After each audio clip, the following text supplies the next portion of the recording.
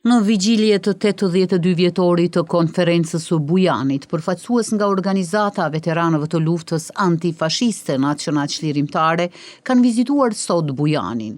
Gazmend Hoxha, kryetari i organizatës, Afrim Deva antar dhe disa bashkëpunëtorë të tjerë, pasi vizituan kullën e Salimanit në Bujan, vendosën edhe kurora me lule në shenjë mirënjohje për historinë e këtij vendi. Përfaqësuesit nga Gjakova u pritën nga nënkryetari i Bashkisë Bajramcurit Abedin Kërnaja dhe kryetari i veteranëve Zeqir Hasan Papaj. Kjo vizitë u pa si një urlidhse e bashkëpunimit mes Gjakovës dhe Bajramcurit, që bashkarisht të punojnë në mirëmbajtjen e kullës si një trashëgimi me vlerë historike e kombëtare.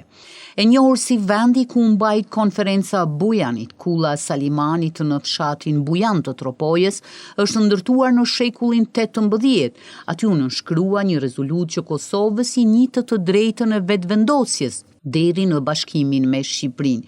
Kjo rezolutë u mbajt në periudhën 31 dhjetor 1943, 2 janar 1944.